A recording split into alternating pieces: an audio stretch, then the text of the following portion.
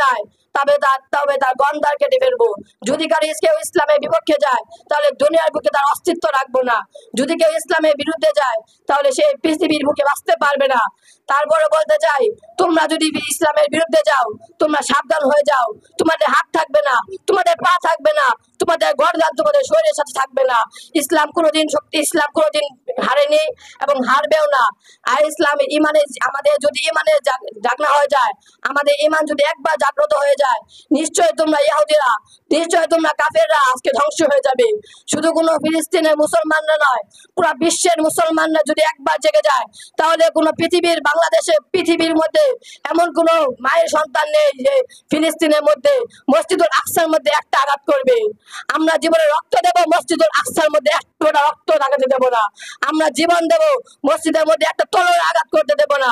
আজকে তারা চাইছে যে এই মসজিদুল আকসাকে তারা পূজার জন্য একটা ঘর বানাবে।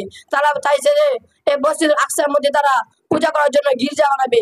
কিন্তু এই মসজিদ তো আজকালকের মসজিদ নয়, এই মসজিদ তো 2 মাস আগের মসজিদ নয়, এই মসজিদ শত শত বছর আগের মসজিদ। এই মসজিদ আমার দয়াল নবী নামাজ পড়েছেন, এই মসজিদের ঘটনা কোটি কোটি রাসূলগণ নামাজ পড়েছেন। এই মসজিদে আল্লাহর হাবিবের হযরত আদম আলাইহিস সালাম থেকে দয়াল নবীজি পর্যন্ত যত নবী রাসূল এসেছেন সকলে নামাজ পড়েছেন এই মসজিদে। সেই মসজিদ ইন্নাল্লাহা ওয়া মালাইকাতাহু يصلون على النبي يا أيها الذين آمنوا صلوا عليه وسلموا تسليما يا اللهم سيدنا مولانا محمد وعلى سيدنا مولانا محمد।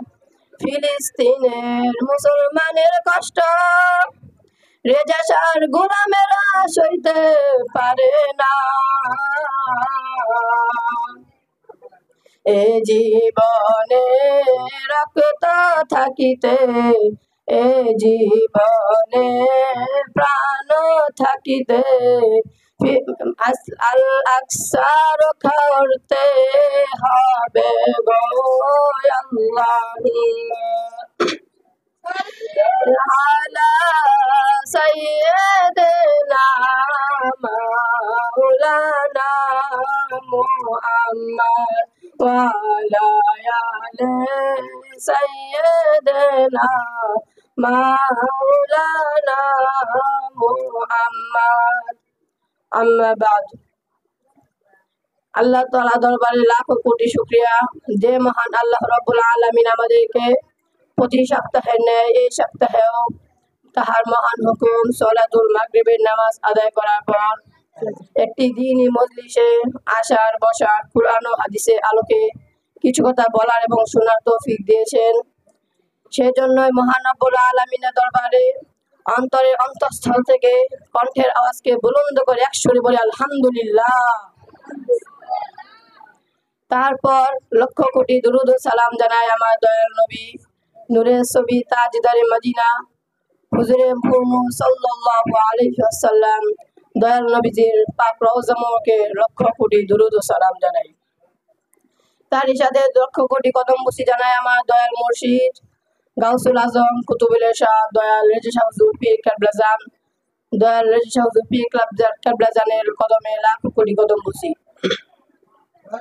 তারই সাথে কদম বুসি জানাই দয়াল পীর কেবলা জানের কলিজার টুকরা শাহ খাজা মিসবাহুল মুকাররাবিন মিসবাহ আব্বুল কদম মোবারকে। আজকে আমরা লক্ষ্য করতে পারি ওই আমাদের মুসলমান ভাই বোন ওই ফিলিস্তিনের মাটিতে, যে মাটিতে নাকি বর্তমানে লক্ষ লক্ষ কোটি কোটি মুসলমান অজাদরে রক্ত ঝরাচ্ছেন। লক্ষ লক্ষ কোটি কোটি শিশু, নিষ্পাপ শিশুগুলো আজ রক্তে রাঙা হচ্ছে ওই ফিলিস্তিনের জমিনে। যে ফিলিস্তিনের জমিনে আজকে যুদ্ধ ছাড়া, আজকে কোনো বিবাদ ছাড়া ছোট ছোট শিশু, আজকে নিষ্পাপ শিশুরা শহীদ হচ্ছে।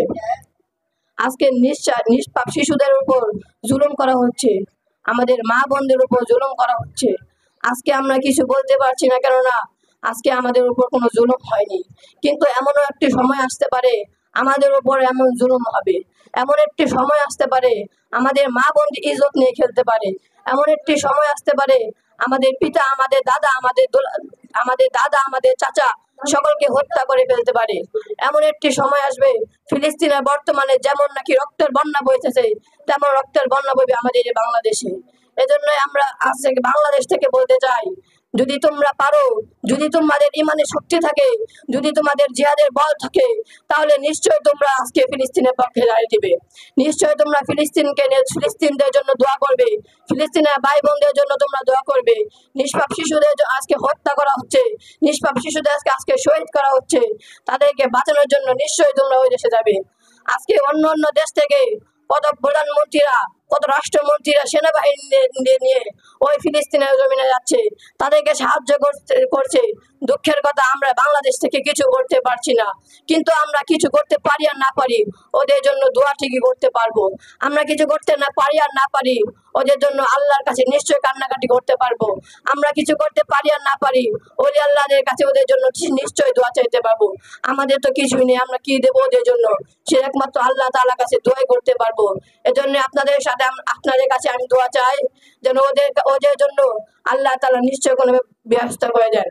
কিন্তু যতই ওরা শহীদ হোক, যতই সেসব নিষ্পাপ শিশুরা আজকে মারা যাক, কিন্তু কোনো মানুষই এই ইসলামকে কোনোদিন ধ্বংস করতে পারেনি, আজ পারছেও না, ইনশাআল্লাহ ভবিষ্যতে কেউ পারবেন না। যদি ঠিক কিনা?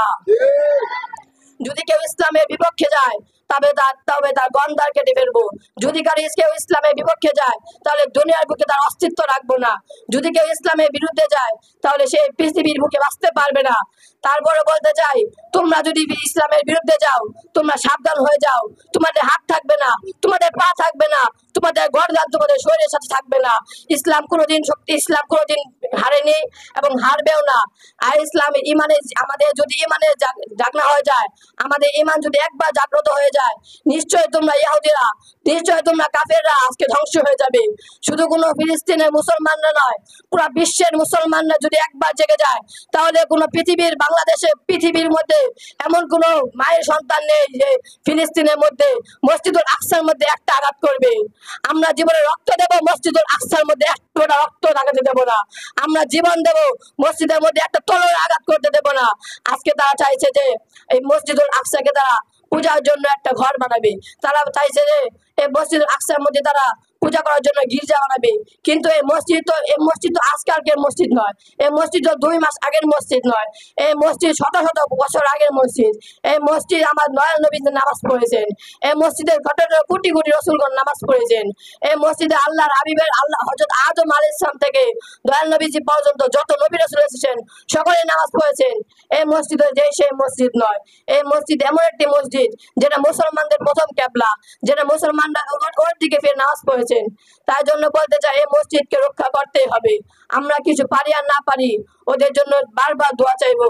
আমার এই বক্তৃতার জন্য আপনাদের কাছে দোয়া চাই, আল্লাহ যেন আমাকে ভবিষ্যতে আরো ভালো করে আপনাদের সামনে কিছু বলার জন্য তৌফিক দান করেন। ওয়া আখিরি দাওয়ানা আলহামদুলিল্লাহি রাব্বিল আলামিন। আসসালামু আলাইকুম ওয়া রাহমাতুল্লাহি ওয়া বারাকাতুহু।